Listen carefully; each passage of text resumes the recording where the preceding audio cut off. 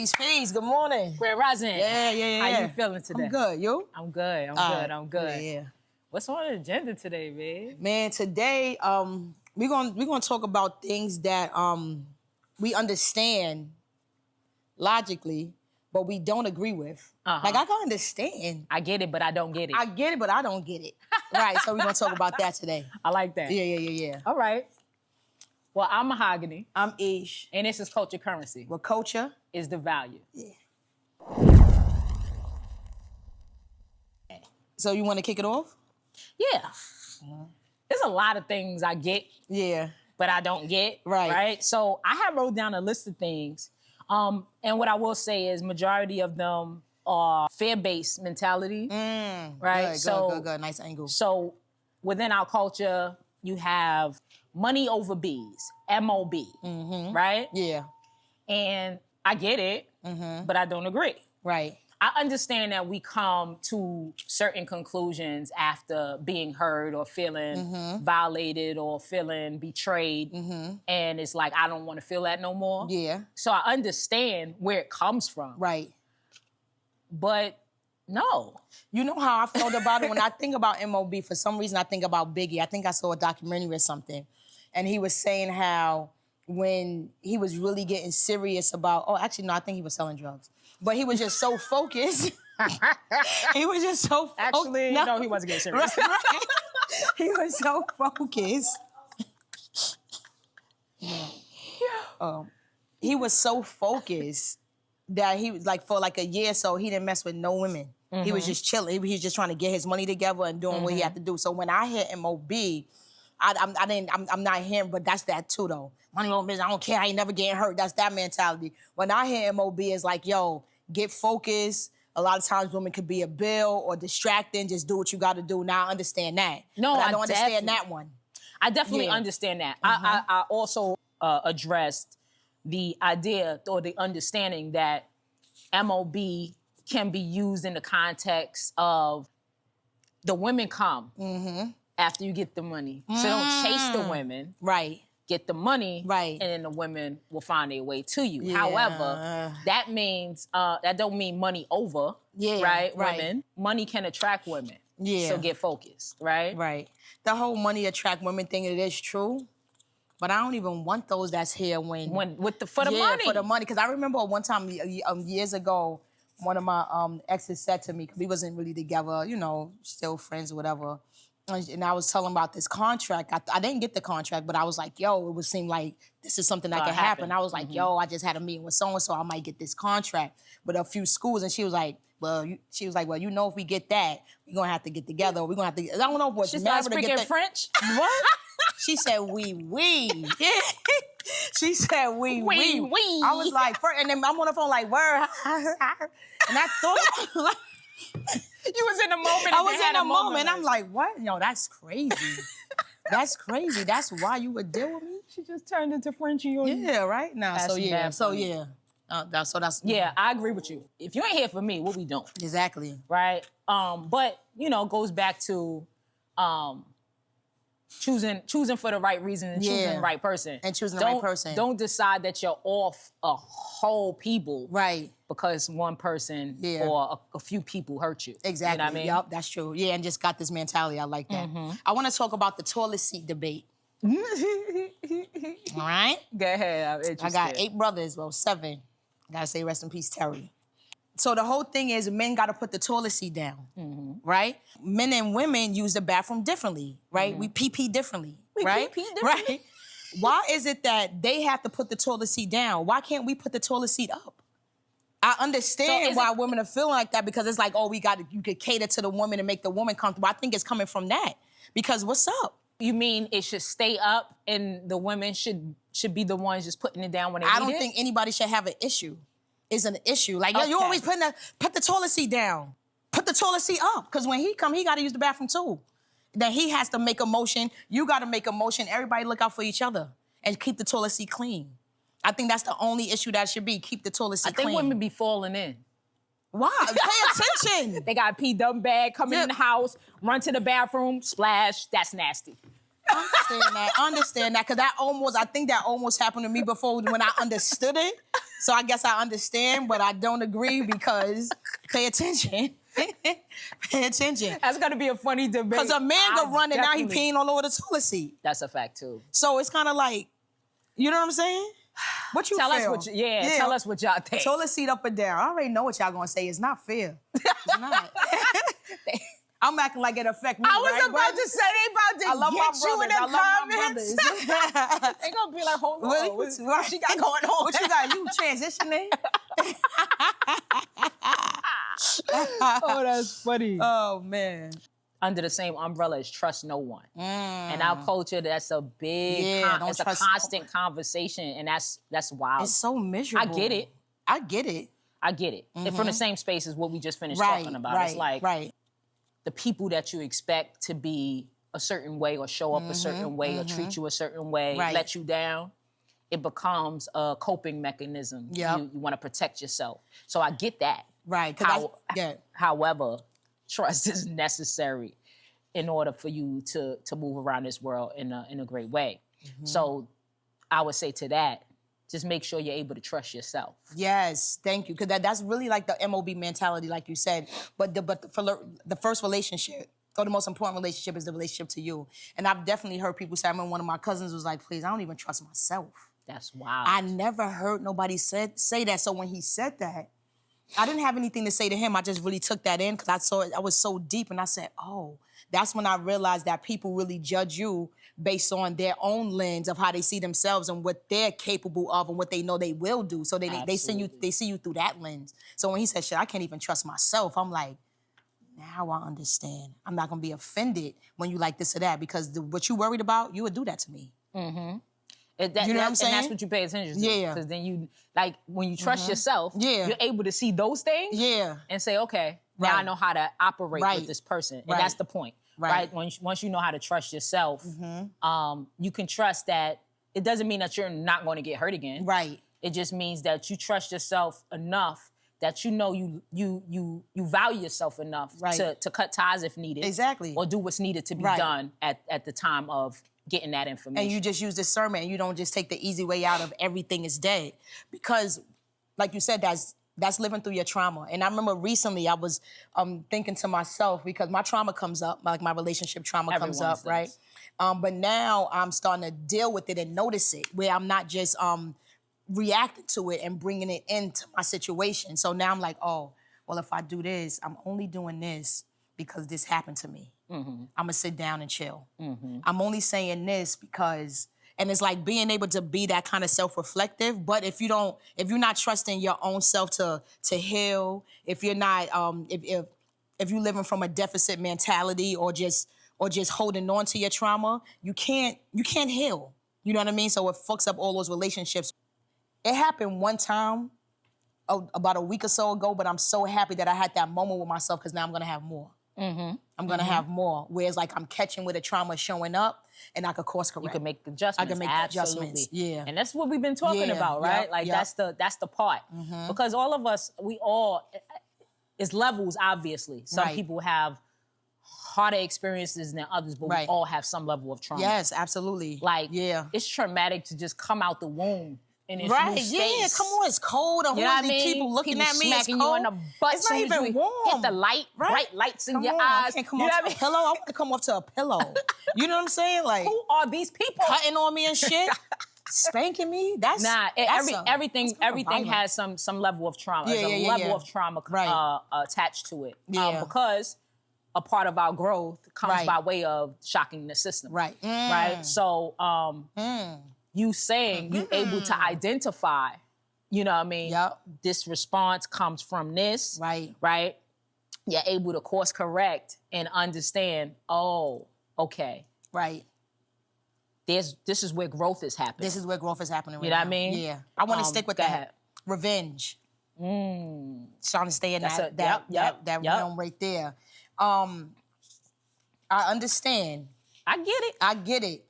But I don't agree. Now, I'm not going to say I always don't agree, because like say if a heinous crime was done against a family member, I don't know if I'm definitely going to say, no, I'm going to let the police do their job. You know what I'm saying? But some people do, like, revenge is like a thing. Like, no, you did this to me. I'm eye for an eye and all of that. No, sometimes you have to let people, let time take its course on them. Not that you're wishing it on them, but let them go ahead. And because we cross each other's paths for reasons, right? Absolutely. We teach each other's lessons. It's not your job to take that lesson and say, oh, I'm going to teach you a lesson. Life is going to do that for them. You understand what I'm saying? So I agree. I mean, I understand, but I don't always agree. Okay. To that. I get it. But I don't agree. And I don't agree, not because I always had that opinion, right? I remember when Jessica, this is crazy. So when Jessica got murdered, for those of you who haven't watched our shows, we have episodes about this scenario that y'all can go and catch up with. When Jessica got murdered, my grandfather passed away not too far after, right? And when he passed away, his funeral home was across the street from the funeral home, which was doing the funeral of a family member of the guy who killed her. Oh my goodness. So and because of who he is, and he was locked up for Jessica's murder, because of this, what happened is he's on the news. They're putting it on the news. Yeah, they're allowing him to go to the funeral? No. So there's these cops that are He got to go? Yes. When I think about the people in my family who couldn't go to funerals and they ain't do nothing like that. He got to go to the funeral. Oh, wow. He had police protection. And as God would have it, I'm going to be directly across the street, and I am literally planning how I'm going to get to this man. So I 100% understand revenge and the want and urge and feeling like you have the need for it. But fast forward to today, I believe in a higher source, and I do believe that life is fair, and so there's nothing you put out into the world that you don't get a response from. Yeah.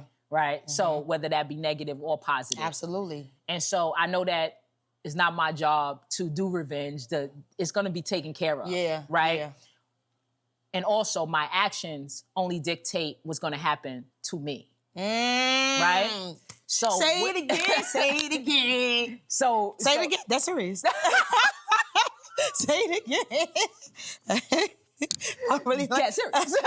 Now, my actions are only going to affect me, right? And the world that I'm creating. So the response to my actions is what I have to think of when I think about revenge, right? Yeah. Had I, let's just say that hindsight. Exactly. So in hindsight, had I been able to follow through on that, I wouldn't be here. It would be a whole different story, a whole different life. Who's to say I still be alive? Right. Who's to say I still be healthy? Who's to say I would be capable of this? Yep. Right. So, I believe that revenge comes by way of karma. Yeah. And now, which is a lesson karma. to be learned, right? Yeah. Yeah. I don't have to teach you your lessons. Yeah. I'm not karma. Right. Yeah, I'm not karma. I'm not karma. I'm not your karma. But I do. Because then you're going to mess up 100% yours. get it. Yeah, I get it. The passion and the feelings from it. I 100% get it. I know the feeling, and it's a strong one. But, you know. And you know what, another thing that I realized, because then when you think about revenge and stuff like that and being able to calm yourself, and we talked about that on another episode, like the time it takes to really calm yourself.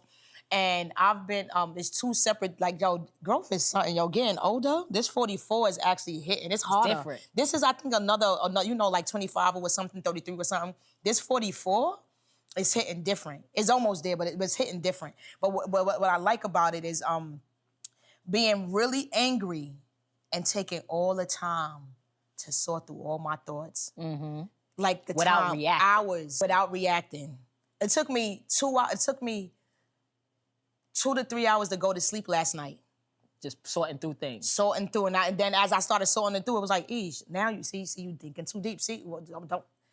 And then finally I was able to write something to myself like, okay, this is how you feel, get that out. And it's like, all like going through that process, I'm just realizing now how good of a process it was. And I'm like, wow, like really growing up, because if you just blabbering or wanting to fight or respond to everything, you're gonna mess up. You're gonna mess up. So I was like, it took time, but it was worth it. Absolutely. Yeah. And you know, when I'm listening to you speak, I'm thinking of the importance of what we're doing, right? Because giving the information, right? That information sits there in the back of your mind. Right. So when you do have moments, and you do find a way to reflect and kind of sort through things, you now have information to bounce off of what you're dealing with. Right. Whereas before, like I tell people all the time, when I first started going through my stages of really growing out of who I was in the past, it was a long time that I was trying to break a certain ceiling, but I didn't have the tools. So even though I'm getting better here and getting better here, there's a ceiling that I just will not crack because I don't have the information. It wasn't the time yet. Right? Yeah. So now that you have certain information and a level of dedication, discipline and maturity, yet you have that's giving you the understanding that I need to sit with this, right? And then you have the information that you're able to kind of challenge yourself and your thoughts. Yeah, you know what I mean? exactly. Where you was like, nah, you going too far. Right. You're able to do that because you have this information. Because now I have this information and using it, not just giving it to other people, but using it. Really, really good, really good. Yep. Crashing out, I get it, but nah, that's ain't it ain't it. It ain't it. You just show a lack of self-control. Yep. That's all this really shows. If you don't control you, who does? Who does? You know what I mean? Yeah. That's gonna be a cloud. You got one you want to say, or should I say something? Go ahead. Crack. What about crack? Selling drugs. Okay, selling drugs. So I definitely understand, but I do not agree. And when I think about our own experiences with actually selling drugs, right? And I've never been really explicit about it, but I'm gonna be explicit about it, right? Where I was doing my homework on a stoop. I was selling crack, I was selling weed, and doing my homework about to graduate from college. What is going on here? Why am I doing this, right? So we think about circle, we think about all of those things, so a lot of that stuff affected it. And the reason why I said, let me stop, is because, I mean, for one, I had other options. A lot of people don't. I mean, they do, but it's kind of like it's hard to see them. They don't see it, right?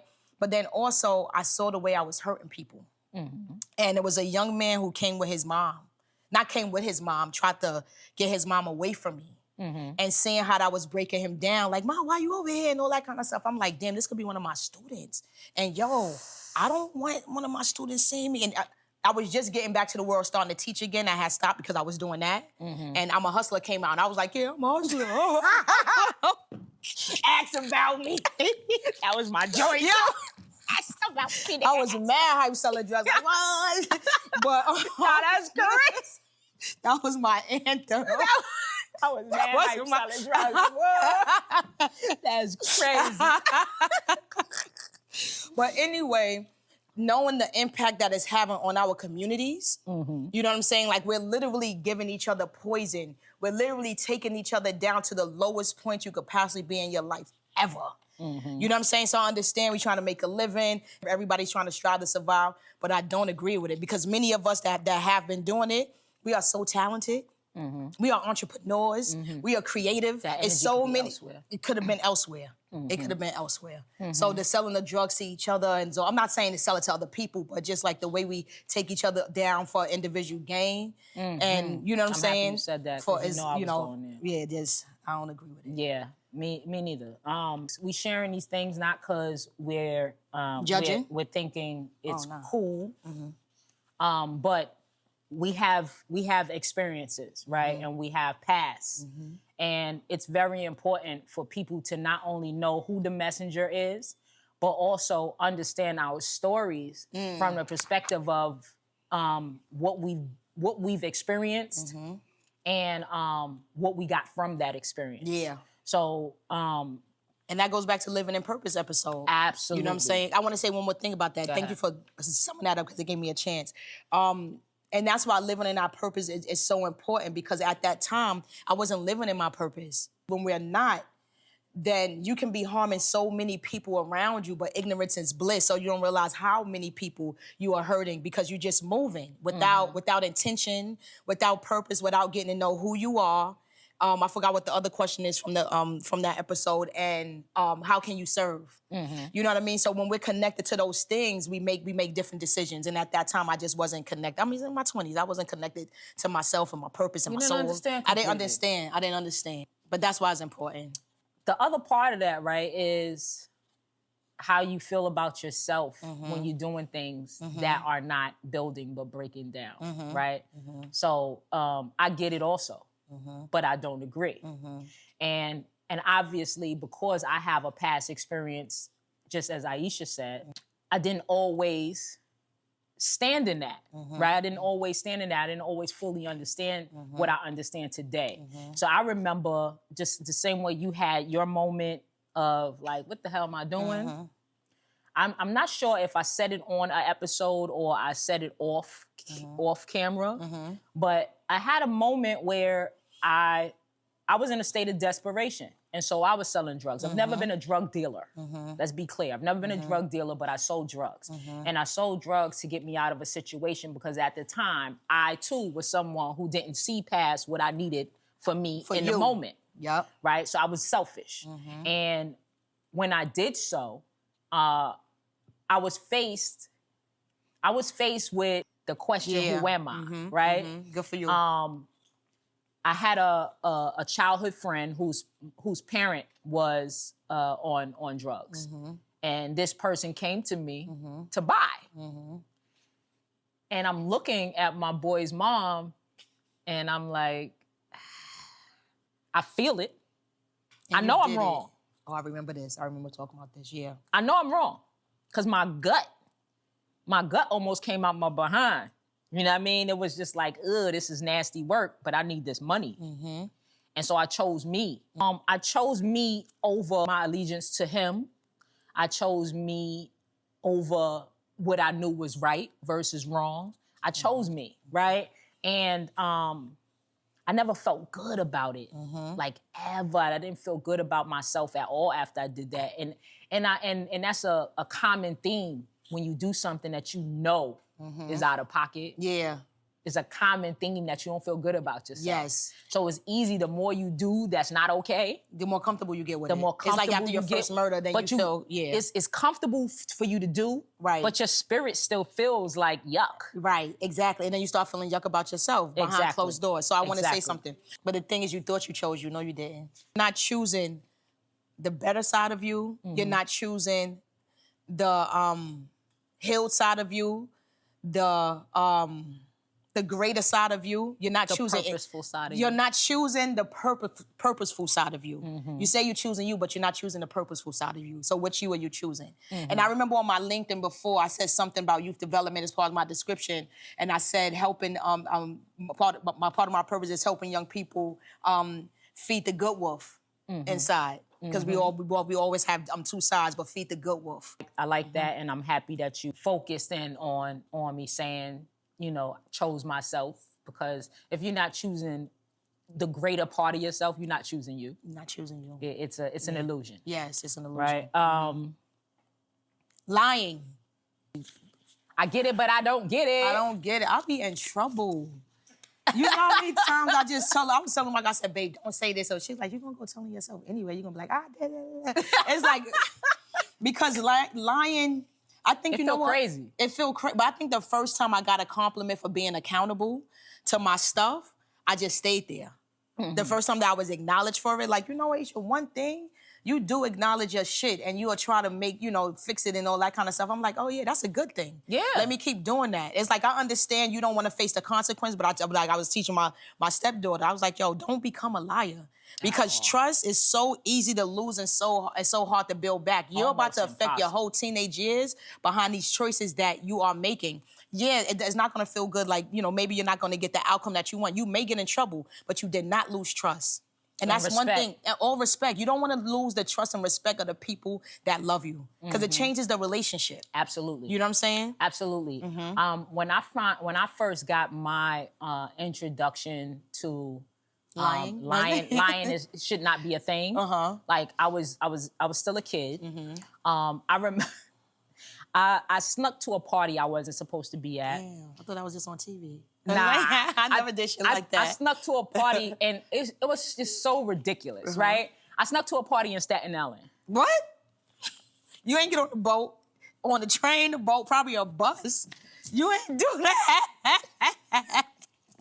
So I snuck to a party in Staten Island. Yo, it's hilarious. I snuck to a party in Staten. You know, you a kid. You're not thinking about all the ins and outs. So I'm just thinking, as long as I get home before my mother gets up for work. Let me explain Staten Island for those not from New York. Go ahead. So to get from Staten Island from the Bronx, you have to take a train to a ferry to another means of transportation. Because more than likely, when you get off that ferry, the house is already there. And then you got to get back from the location to the ferry, to the train, to home. And they have their own time frame. Right. So you don't have control of when you're getting home. So, yes. And I was so ignorant. I needed to be at this party.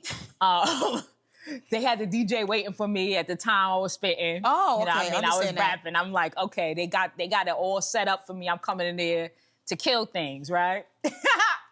I'm coming in there to rap. And long story short, I get stuck.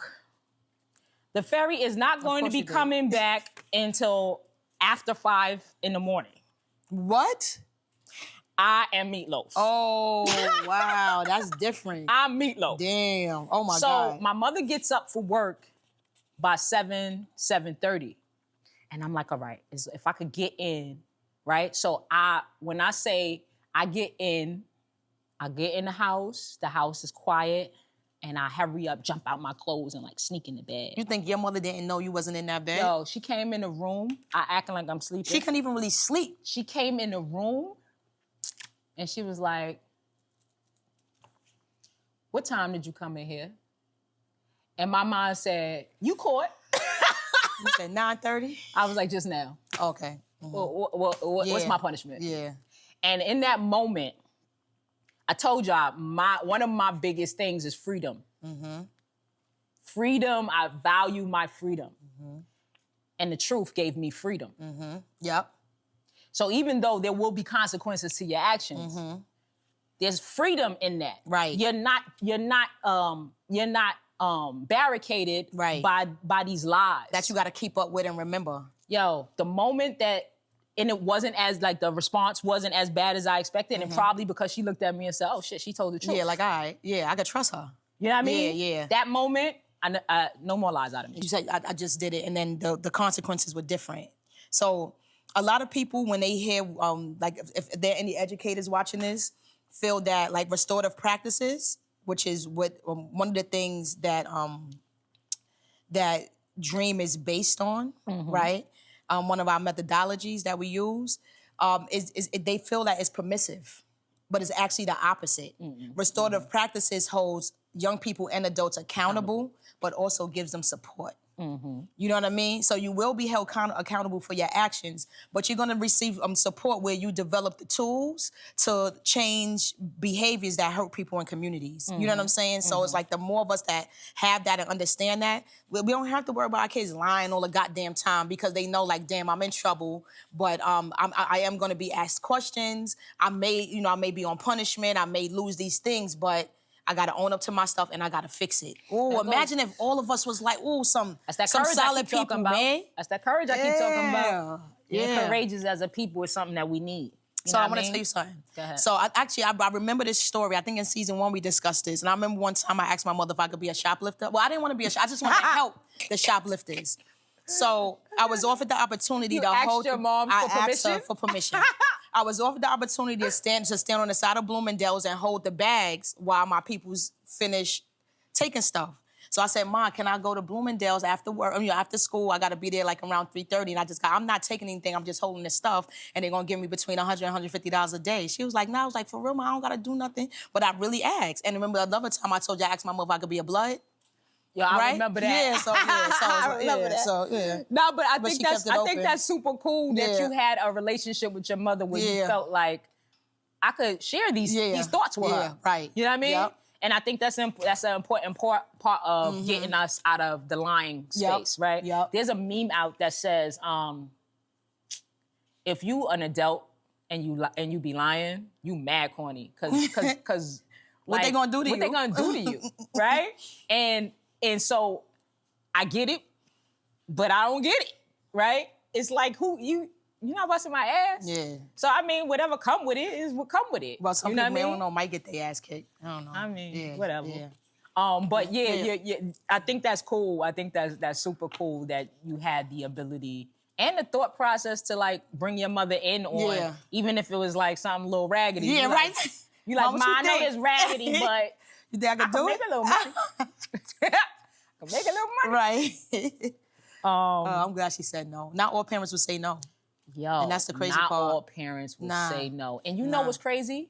That's a part of I get it, but I don't get it, right? I come from a household with a mother who, if that money ain't clean, it better not come in this house and I better not find out. I come from the era where if you come in a house with something that she ain't never seen, she needs to know, where this come from? Right, get this out of here. You ain't borrowing people's stuff. You don't borrow stuff. Yep.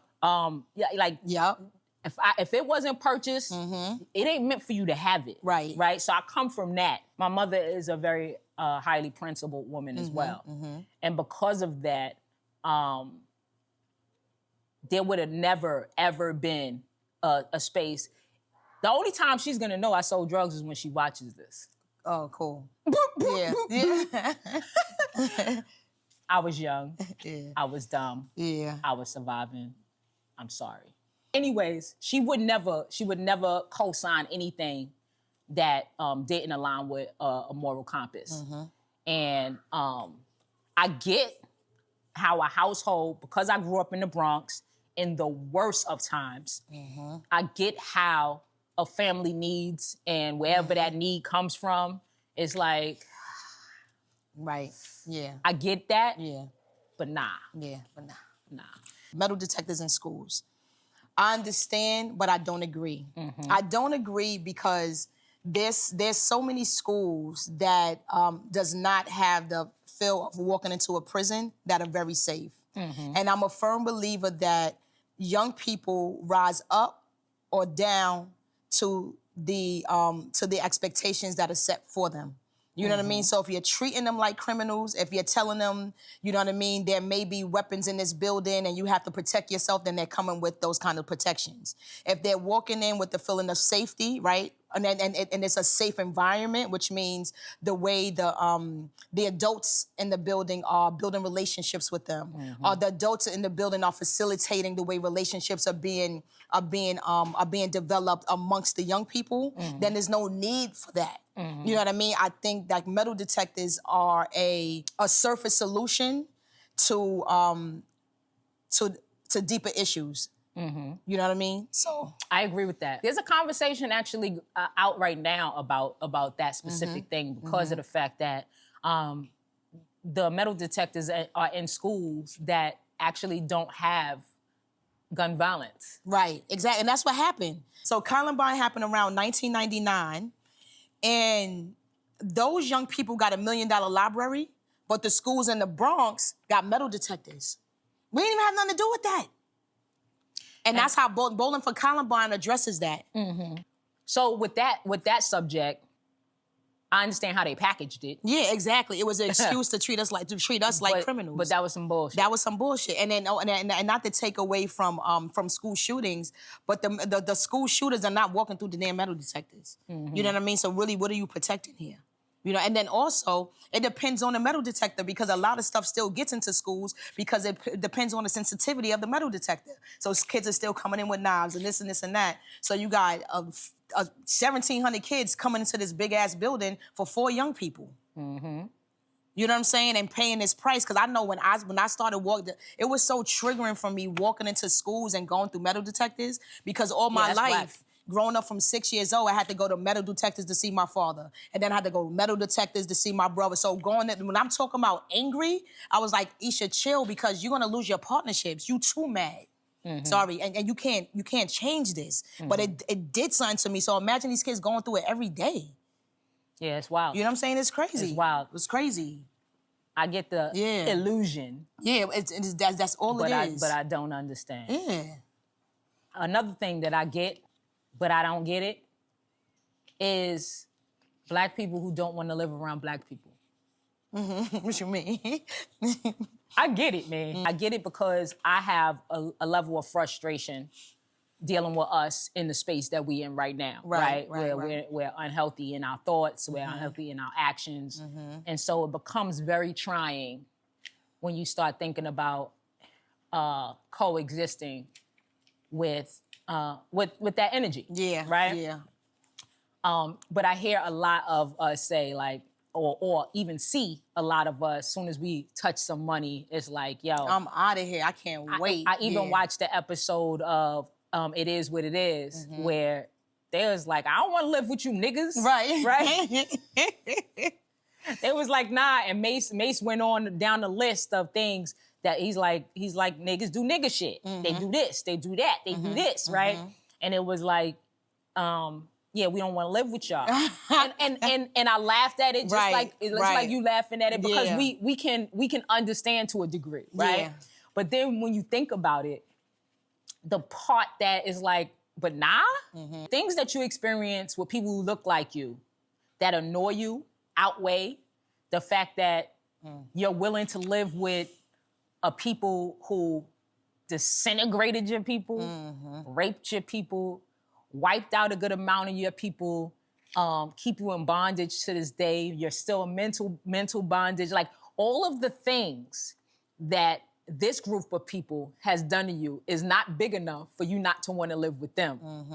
But the minute things that you deal with on a regular basis count your people out. I can't understand that. I honestly don't have nothing else to say about that. So I would have to agree with that. What I do want to say is part of it, with the part I agree, is just wanting peace. And then also certain fears, where you get to a certain point, are you going to get robbed? You know what I mean? Because everybody else doesn't have it. So now you can't, you know what I mean? Yeah, you're pretty much exchanging one issue for another. Yeah. Right? Yeah. Because are we going to get robbed? There's still a possibility, right? But am I going to have to announce myself every time I come into my neighborhood? Is someone going to be waiting there telling me that I don't live where I live? Right. I don't belong here. Is cops going to be getting called on me? It's a whole lot. It's other things. You know what I mean? That you're going to have to deal with. Right. And we're willing to deal with certain things that come from people who don't look like us. Versus people who look like us. And that's bothersome. Or investing and healing these kind of things that can change your variety opportunities. I want to bring up something else. It's not along those lines, but something serious like that is prayer not being allowed in schools. I don't agree. What I don't agree with is when I like prayer and mindfulness, right? So meditation. I think it's very important that our young people be introduced and have faith or mindfulness as part of their curriculum.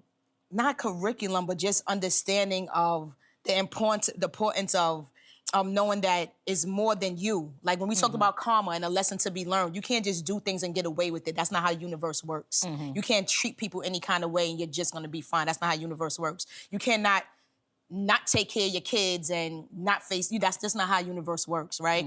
And I think so in our workshops at Dream, we start them off with mindfulness. We're not doing prayers because everybody's, different denomination. But I would love for it to be where whatever denomination you are, you're able to do your prayer at a certain time of the day. And if you don't follow a certain denomination, then you do mindfulness. You know what I mean? Where you're meditating or taking time for yourself, whether it be guided or not, just for young people to understand the importance of centering yourself, of transitioning from wherever you came from to being in an environment that you're in, work through things on your own, and just having that understanding of faith and a higher power. I think is so important. And I think taking it out was very strategic, because a lot of our families and young people are not centered in those values. Yeah, in those values. That's something I'm implementing within the Oliver Legacy Academy. I believe the issue when it comes down to your average school is religion versus spirituality. Yeah. Right? So we're not going to be doing religion, but the spiritual component is what I incorporated. If you don't know what's going on the inside and you're not able to navigate and regulate what's going on the inside that's going to show up on the outside. Right. So a lot of our state of being is a reflection of that lack of that being there. So I do get it from a religious standpoint, but from a spiritual standpoint, nah. Right. I got some other stuff, but I don't even feel like just keep on I think going we there. did it. Yeah, I we think good. we did Yeah, it. we good. Yeah. Go on and on. It's good stuff. Yeah. I'm Mahogany, I'm Ish. and this is Culture Currency. But culture is the value. Make sure to like, subscribe. Share, and comment. We appreciate you.